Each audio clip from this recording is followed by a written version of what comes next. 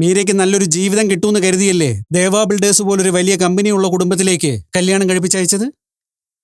എന്നിട്ട് അവിടുത്തെ അവസ്ഥ തന്നെ കണ്ടില്ലേ? മീരയ്ക്ക് വിവാഹശേഷം എന്തെങ്കിലും ഒരു സ്വസ്ഥത കിട്ടിയിട്ടുണ്ടോ? ആദർശിന് കേസുണ്ടായപ്പോ ഞാനും അങ്ങനെയൊക്കെ ചിന്തിച്ചതാ. പക്ഷേ അത് ആദർശിന്റെ തെറ്റുകൊണ്ടായിരുന്നില്ല എന്ന് കാലം തന്നെ തെളിയിച്ചില്ലേ? അവിടെ ഉണ്ടാകുന്ന പ്രശ്നങ്ങളെല്ലാം ആദർശിന്റെയോ മീരയുടെയോ കുറ്റം കൊണ്ടുണ്ടാവുന്നതല്ല. എല്ലാം മറ്റുള്ളവരാ ചെയ്യുന്നത്. അതിനിപ്പോ എന്ത് ചെയ്യാൻ പറ്റും? ഓരോ ജീവിതത്തിലും ആരൊക്കെ എന്തൊക്കെ അനുഭവിക്കണമെന്ന് ഈശ്വരൻ തീരുമാനിച്ചിട്ടുണ്ട്. അതുപോലെ കാര്യങ്ങൾ നടക്കൂ. മീരയ്ക്ക് എന്തൊക്കെ പ്രശ്നങ്ങളുണ്ടായാലും അവളെ രക്ഷിക്കാൻ ഭഗവാന്റെ അനുഗ്രഹം എപ്പോഴും കൂടെയുണ്ടാവും. അതാണ് വലിയ പ്രശ്നങ്ങളിൽ നിന്നും അവൾക്ക് രക്ഷപ്പെടാൻ സാധിക്കുന്നത്. അതൊക്കെ ശരിയാണ് സാവിത്രിയമ്മേ. എന്നാലും മീരയുടെ കാര്യം ഓർക്കുമ്പോൾ എനിക്ക് വലിയ സങ്കടമാണ്. വിവാഹത്തെക്കുറിച്ച് യാതൊരു ചിന്തയുമില്ലായിരുന്ന സമയത്താ ഞാൻ മോളെ നിർബന്ധിച്ച് വിവാഹം കഴിപ്പിച്ചത്. അതിനുശേഷം എൻ്റെ മോള് സ്വസ്ഥത എന്തെന്ന് അറിഞ്ഞിട്ടില്ല. ഒന്ന് തീരുമ്പോൾ ഒന്നെന്ന് പറഞ്ഞ പോലെ പ്രശ്നങ്ങൾ അവളുടെ ജീവിതത്തിൽ വിടാതെ പിന്തുടരുകയാ. ജീവിതം അങ്ങനെയാ ഹരി. ആരുടെ ജീവിതത്തിലാ പ്രശ്നങ്ങളും പ്രതിസന്ധികളും ഇല്ലാത്തത്?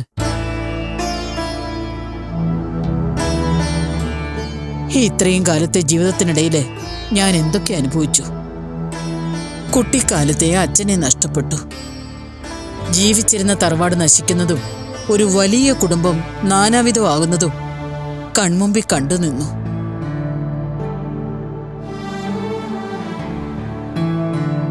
വിവാഹശേഷം നല്ലൊരു ജീവിതം കിട്ടുമെന്ന് കരുതി. പക്ഷേ 2 പറക്കം പറ്റാത്ത കുട്ടികളെ എന്നെ ഏൽപ്പിച്ച് അദ്ദേഹവും പോയി.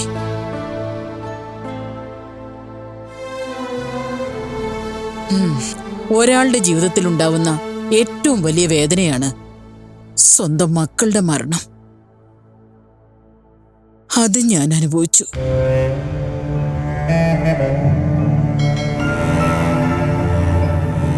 ഓരോ മനുഷ്യർക്കും ഓരോ പ്രശ്നങ്ങളും അവരുടേതായ ദുഃഖങ്ങളും സംഭവിച്ചുകൊണ്ടിരിക്കും. എല്ലാം ഭഗവാനിൽ അർപ്പിച്ച് ജീവിതം മുന്നോട്ട് കൊണ്ടുപോകാനേ നമുക്ക് സാധിക്കൂ.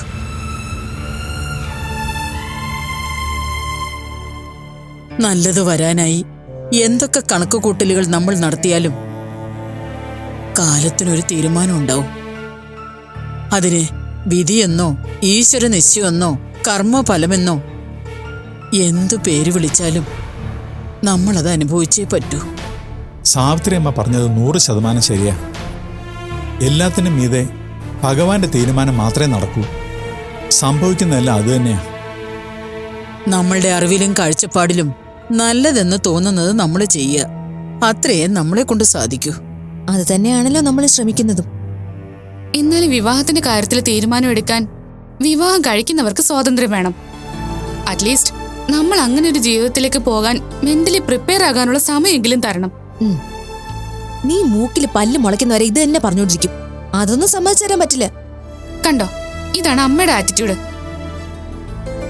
നിങ്ങൾ സംസാരിച്ചിരിക്കെ, ഞാൻ ചായ എടുക്കാം.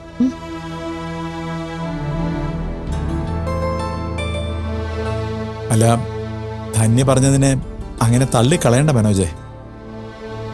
വിദ്യയുടെ വിവാഹം ഉടനെ നടത്തണമെന്നല്ല ഞാൻ പറയുന്നത്. പക്ഷെ അതിനുവേണ്ട ഒരുക്കങ്ങളൊക്കെ നടത്താലോ. എന്റെ ഈ അഭിപ്രായം അത് തന്നെയാ ഹരി.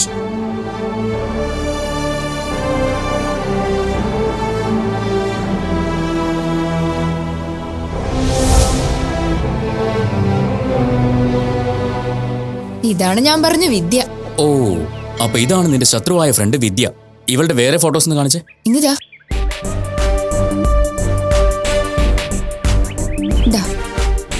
ഓ,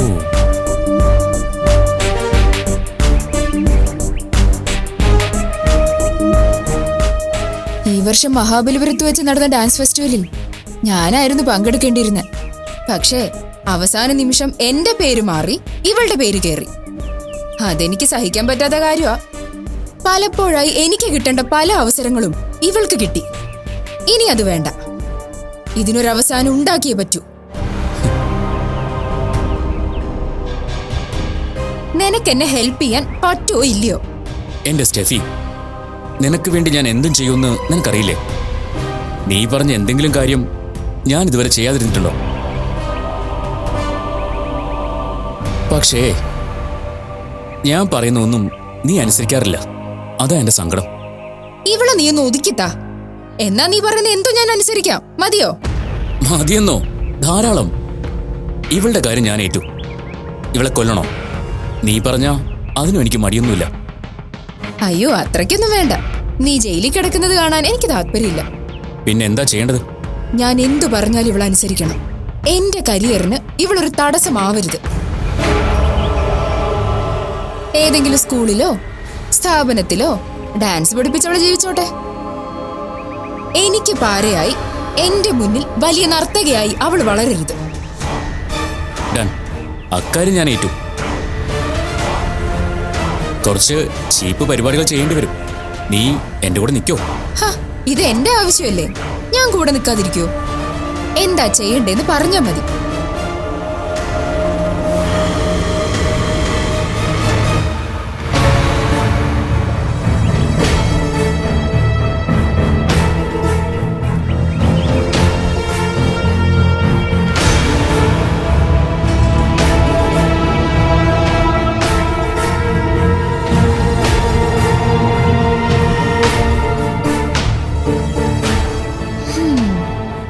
ഇത് വർക്കാവോ?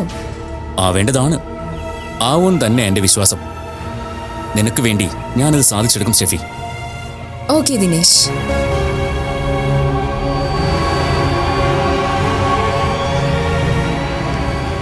ഞാൻ അരമണിക്കൂറിനുള്ളിൽ എത്തും.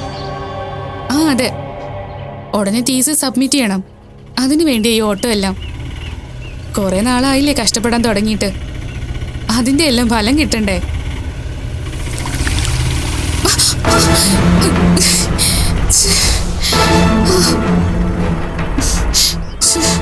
ഡ്രസ് ആകെ നാശമായല്ലോ. ഹലോ, ഞാൻ വിളിക്കാട്ടോ. ശരി.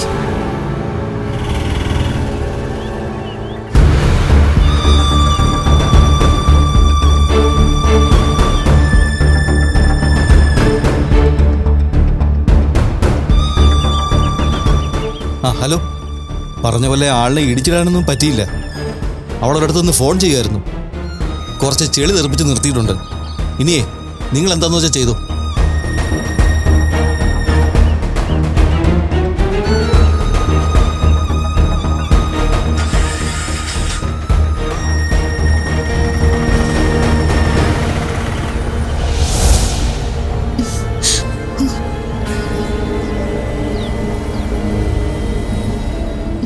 ഹലോ അച്ഛാ, ഒരു ഓട്ടോക്കാരൻ ചെളി തെറിപ്പിച്ചിട്ട് പോയച്ചാ. ഞാൻ ദേ ഈ റോഡിൽ പെട്ട് നിൽക്കുക. അച്ഛൻ ഈ കൂത്തമ്പലത്തിന്റെ ഭാഗത്തെങ്ങാനും ഉണ്ടോ? ആണോ? എങ്കിൽ വേണ്ട, ഞാൻ ഏതെങ്കിലും ഓട്ടോ വിളിച്ചിട്ട് പൊക്കോളാം. ശരി, ഓക്കെ അച്ഛാ. ഇങ്ങനെ ഒരു ശ്രദ്ധയില്ലാതെ ഇവനൊക്കെ വണ്ടി ഓടിക്കാൻ തുടങ്ങിയാൽ എന്താ ചെയ്യാ?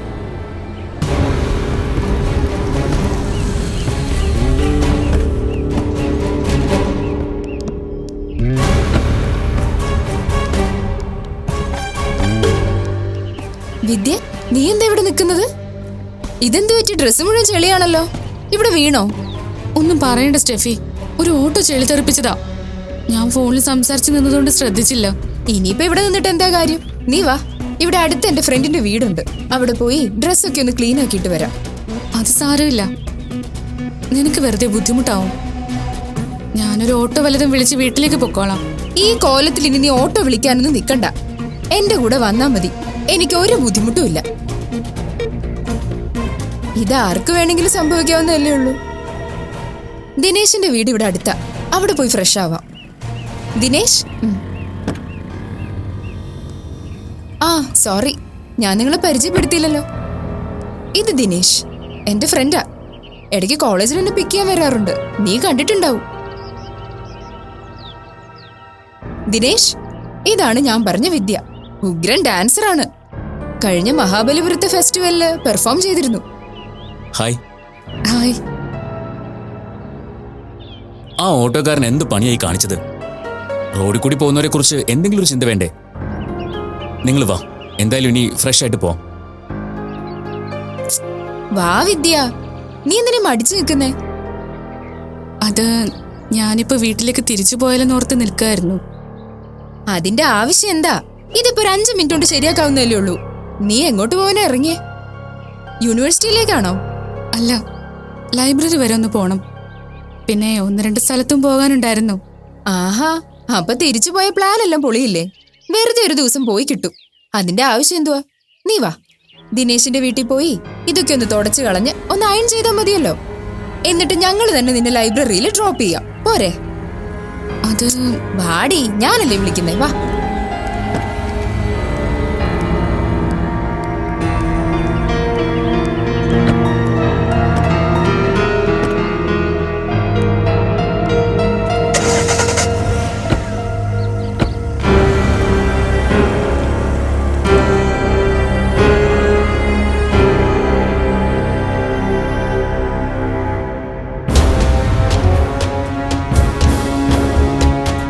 നിന്റെ റിസർച്ച് കഴിയാറായോ വിദ്യേ?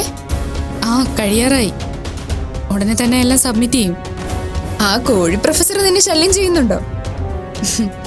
ആദ്യം കുറച്ച് പ്രശ്നങ്ങളൊക്കെ ഉണ്ടായിരുന്നു, പിന്നെ അതൊക്കെ ശരിയായി. കോഴി പ്രൊഫസറോ? വിദ്യയുടെ റിസർച്ച് ഗൈഡ് യൂണിവേഴ്സിറ്റിയിലെ പേര് കേട്ടൊരു കോഴിയാ. ഓ, ഒരു കമ്പിത്തുണി ചുറ്റി കണ്ടാലും അവിടെ കറങ്ങി നിൽക്കുന്ന കക്ഷിയാ. അയാളുടെ അടുത്ത് വിദ്യ എങ്ങനെ പിടിച്ചു നിൽക്കുന്നു എന്നറിയാൻ ചോദിച്ചതാ. PGക്ക് ഞങ്ങൾക്ക് ക്ലാസ് എടുക്കാൻ വരുമ്പോ തന്നെ അയാളെ കൊണ്ട് വലിയ ശല്യായിരുന്നു. വിദ്യക്ക് അയാളെ ഗൈഡായി കിട്ടിയെന്നറിഞ്ഞപ്പോ ഞങ്ങള് ഫ്രണ്ട്സ് എല്ലാം വിദ്യ ഇത് കംപ്ലീറ്റ് ചെയ്യില്ല എന്ന് പറഞ്ഞതാ. എന്നിട്ടും വിദ്യ പിടിച്ചു നിന്നു. അപ്പോ വിദ്യ മിടിക്കാണല്ലോ. ആ, അതെന്റെ മിടുക്കല്ല, എന്റെ ഒരു കസിന്റെ മിടുക്ക. ഇനി ശല്യം ചെയ്താ പ്രൊഫസറുടെ ഇനിയുള്ള കാലം ജയിലിൽ കഴിയേണ്ടി വരുമെന്ന് ബോധ്യപ്പെടുത്തി കൊടുത്തു. അതോടെ അയാളുടെ ശല്യം തീർന്നു. ആ, അത് കൊള്ളാം. അപ്പോ ഞാൻ വിചാരിച്ച പോലെ അല്ല പ്രൊഫസറെ ഒതുക്കിയത്. ദിനേശ് എന്താ വിചാരിച്ചേ? അല്ല, വിദ്യ നല്ല സുന്ദരിയാണല്ലോ. അപ്പോ പ്രൊഫസർ ഒന്ന് കടാക്ഷിച്ച് ഒതുക്കി നിർത്തിയാണെന്ന് വിചാരിച്ചു. കൊള്ളാം, വിദ്യ ഞങ്ങളുടെ ക്ലാസ്സിലെ ടെറർ ആയിരുന്നു. അങ്ങനെയൊന്നും ആർക്കും വിദ്യയുടെ അടുത്തേക്ക് അടുക്കാൻ പറ്റില്ല, അല്ലേ വിദ്യ? ഞങ്ങളുടെ ബാച്ചിൽ ബോയ് ഫ്രണ്ട്സ് ഇല്ലാത്ത ഏക പെൺകുട്ടി വിദ്യയായിരുന്നു. അതെന്താടോ, താൻ വല്ല പുരുഷ വിദ്വേഷിയാണോ? അതൊന്നുമല്ല. ആ രഹസ്യം എന്താണെന്ന് എനിക്കറിയാം. എന്തറിയാന്നു? വിദ്യയുടെ ബെസ്റ്റ് ഫ്രണ്ട് ശില്പ കുറച്ചുനാൾ എന്റെ റൂംമേറ്റ് ആയിരുന്നു. അവള് പറഞ്ഞാ ഞാൻ അറിഞ്ഞത്. പുറത്തു പറയാൻ പറ്റുന്ന എന്തെങ്കിലും ആണെങ്കിൽ പറ, ഞാൻ കൂടി കേൾക്കട്ടെ. ദേ സ്റ്റെഫി, ആവശ്യമില്ലാത്തൊന്നും പറയണ്ട കേട്ടോ. അതിന് ശില്പ എന്നോട് മോശമായിട്ടൊന്നും പറഞ്ഞില്ല. വിദ്യയ്ക്ക് ഒരു ചൈൽഡ്ഹുഡ് ക്രഷ് ഉണ്ടെന്ന് പറഞ്ഞു. അതിന്റെ ഹാങ് ഓവർ കൊണ്ടാണ് വേറെ ആരെയും അടുപ്പിക്കാത്തതെന്ന് അവള് പറഞ്ഞത്. പറയാത്ത പ്രണയമാണോ വിദ്യ? അങ്ങനെയൊക്കെ ഉണ്ടാവുന്ന ഒരു ഭാഗ്യല്ലേ. ഞാനൊക്കെ ആഴ്ചയിൽ ഓരോരുത്തരെ പ്രപ്പോസ് ചെയ്യും. ഇങ്ങോട്ട് വരുന്നത് നല്ലതാണെങ്കിൽ പരിഗണിക്കുകയും ചെയ്യും. ഇൻസ്റ്റയിൽ തന്നെ എണ്ണമില്ലാത്ത കാമുകന്മാര് എനിക്കുണ്ട്, അല്ലേ ദിനേശ്? അതെ അതെ, ഞാനൊരു പാവമായതുകൊണ്ട് ഇതൊക്കെ സഹിക്കുക. അയ്യടാ, അത്ര പാവൊന്നുമല്ല. എന്റെ ഫ്രണ്ട്സിന് എന്നെ നീ മെസ്സേജ് അയക്കുന്നത് ഞാൻ എത്ര പ്രാവശ്യം പൊക്കിയിട്ടുണ്ട്. അതൊക്കെ വെറുതെ തമാശക്ക് ചെയ്യുന്നതല്ലേ, അല്ലേ വിദ്യ?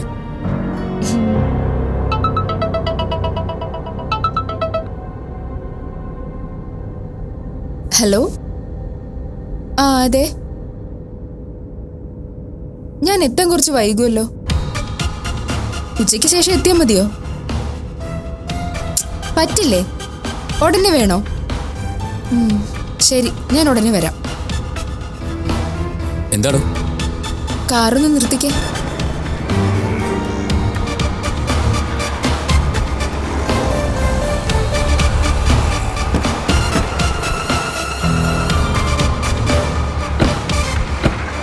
എന്താ സ്റ്റെഫി? വിദ്യ, എനിക്ക് പെട്ടെന്ന് റൂമിൽ ഒന്ന് ചെല്ലണം. എന്റെ പാസ്പോർട്ടിന്റെ വെരിഫിക്കേഷൻ ആള് വന്നിട്ടുണ്ട്.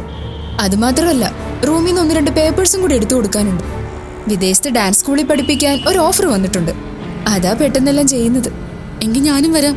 നിന്റെ റൂമിൽ വന്ന് ഡ്രസ്സ് ക്ലീൻ ചെയ്യാലോ. അയ്യോ, ഞാൻ പഴയ ഹോസ്റ്റലല്ല, ഇത് കുറച്ച് ദൂരെയാ. ഇനി അത്രയും ദൂരം പോയി തിരിച്ചു വരുന്നത് പ്രാക്ടിക്കൽ അല്ല. നീ ഒരു കാര്യം ചെയ്, ദിനേശിന്റെ കൂടെ വീട്ടിൽ പോയി ഡ്രസ്സൊക്കെ ഒന്ന് ചേഞ്ച് ചെയ്ത് ഫ്രഷ് ആയിട്ട് പോ. ഞാൻ നിന്നെ വിളിച്ചോളാം. ഏയ് അത് വേണ്ട, അത് ശരിയാവില്ല. ഞാൻ ഇന്ന് വീട്ടിലേക്ക് പൊക്കോളാം. വിദ്യ, നീ പേടിക്കണ്ട. ദിനേശിന്റെ വീട്ടിൽ അമ്മയും സിസ്റ്റേഴ്സും എല്ലാം ഉണ്ട്. സോ സേഫ് ആണ്. നീ ധൈര്യമായിട്ട് ചെല്ല്. വേണ്ട സ്റ്റെഫി, ഞാൻ പറയുന്നൊന്ന് കേക്ക്. ഇതിപ്പോ പെട്ടെന്ന് എനിക്കൊരു അത്യാവശ്യം വന്നോണ്ടല്ലേ. നിനക്ക് 5 or 10 മിനിറ്റിൽ കഴിയുന്ന കാര്യത്തിന് എന്റെ ഒപ്പം വന്ന മണിക്കൂറുകൾ വെറുതെ പോവും. നീ ദിനേശിന്റെ കൂടെ ചെല്ലു വിദ്യ. എടോ, ഞാനത്ര ഭീകരനൊന്നും അല്ല. താൻ ഇങ്ങനെ പേടിക്കുന്ന കാണുമ്പോ എന്നെ ഇൻസൾട്ട് ചെയ്യുന്ന പോലെ തോന്നേ. ഇക്കാലത്തൊരു സുഹൃത്തിന് ഇത്രയൊക്കെ പേടിക്കേണ്ട കാര്യമുണ്ടോ? താൻ പാടോ, ഒരു കുഴപ്പമില്ല.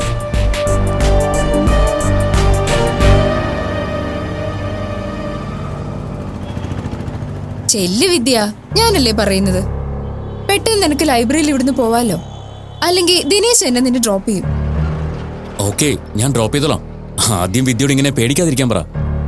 ചെല്ല് വിദ്യ. ചെല്ല്, സമയം കളയാതെ. കേറിക്കോ.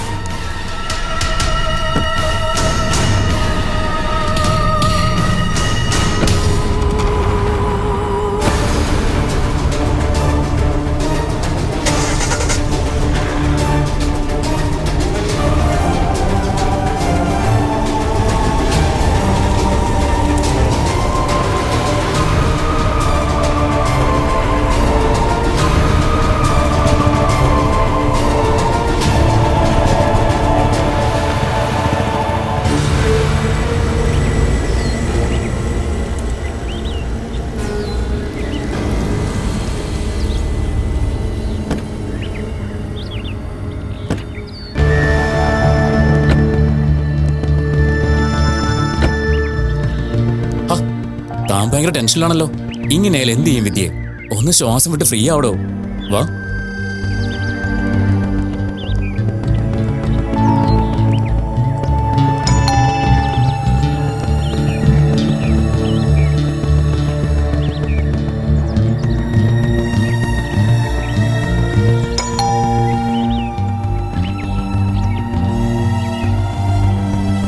അമ്മേ, അമ്മേ. ഡോർ ലോക്കാണല്ലോ.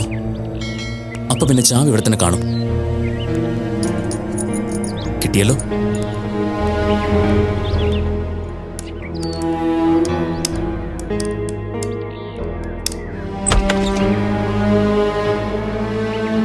അമ്മ ഇപ്പൊ വരും, താൻ വാ. വേണ്ട, ഞാൻ പോവാ. എടോ, താൻ എന്തേ പറയുന്നേ? ഈ അവസ്ഥയിൽ താൻ എങ്ങനെ പോവാനാ? വേഗം കേറി വാ, വന്ന് ഫ്രഷ് ആയിക്കോ. വേണ്ട ദിനേശ്, നിങ്ങളുടെ അമ്മയും സഹോദരിയും ഇവിടെ ഉണ്ടെന്ന് പറഞ്ഞിട്ട് അവരെവിടെ? അവര് പുറത്തെവിടെയാ പോയതാ. അതുകൊണ്ടല്ലേ താക്കോലോടെ വെച്ചിട്ട് പോയത്. താൻ വാ. ആരും ഇവിടെ ഇല്ലാത്ത സ്ഥിതിക്ക് ഞാൻ കയറുന്നത് ശരിയല്ല. ഈ ചെളിയൊക്കെ ഞാൻ മാനേജ് ചെയ്തോളാം. ഞാൻ പോവാ. നിക്കടി അവിടെ. നീ അങ്ങനെ അങ്ങ് പോയാലോ? ഇത്രയും നാടകം കളിച്ച് നിന്നെ ഇവിടെ എത്തിച്ചതേ വെറുതെ വിടാനല്ല. മര്യാദയ്ക്ക് എന്റെ ഒപ്പം വന്നോണം. ഇല്ലെങ്കിൽ നിന്റെ കൈയും കാലും തല്ലി വെച്ച് കൊണ്ടുപോകും. വാടിയുടെ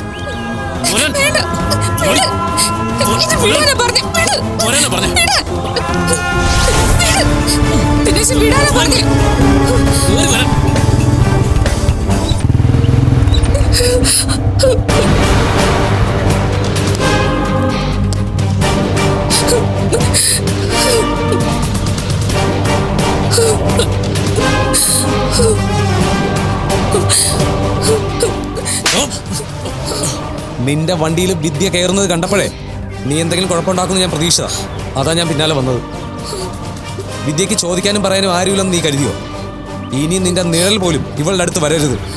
വന്നാൽ എന്റെ സ്വഭാവം എന്താണെന്ന് നീ അറിയും. പടി.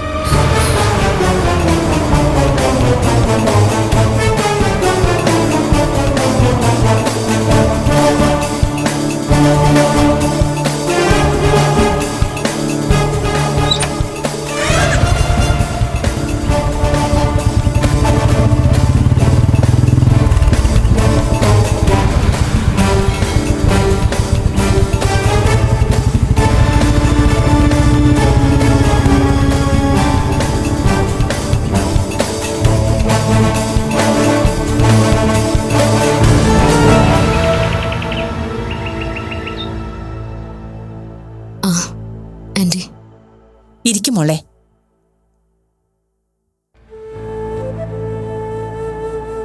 അഭിരാമി പറയുന്നത് കേട്ട് മോള് ടെൻഷൻ ആകുമൊന്നും വേണ്ട. അവളുടെ സ്വഭാവം അങ്ങനെയാണെന്ന് മോൾക്കറിയാലോ. മോള് വന്നപ്പോ തൊട്ട് അതൊക്കെ കാണുന്നതല്ലേ. അതൊന്നും സാരമില്ല ആന്റി. ഞാൻ വെറുതെ ഓരോന്ന് ആലോചിച്ചിങ്ങനെ ഇരുന്നു എന്നേ ഉള്ളൂ. അഭിചേച്ചിക്ക് എന്തിനാ എന്നോടിങ്ങനെ ദേഷ്യമൊന്നും എനിക്കറിയില്ല. വിഘ്നേശ്വരൻ ഇല്ലാതിരുന്നതുകൊണ്ടാ സൂരജിനെ സൈറ്റിലെ കാര്യങ്ങൾ നോക്കാൻ ആദർശൻ അയച്ചത്. പക്ഷേ അഭിചേച്ചി അതിനെ മറ്റെന്തൊക്കെയോ കാരണങ്ങൾ കണ്ടെത്തുക. അവൾ അങ്ങനെ പലതും പറയും മോളെ. അതൊന്നും കാര്യമാക്കണ്ടെന്ന് ഞാൻ പറഞ്ഞില്ലേ. ഇന്ന് തന്നെ വിഘ്നേശ്വരനെ സൈറ്റിലെ കാര്യങ്ങളെല്ലാം തിരിച്ചേൽപ്പിക്കും. അപ്പൊ സൂരജോ?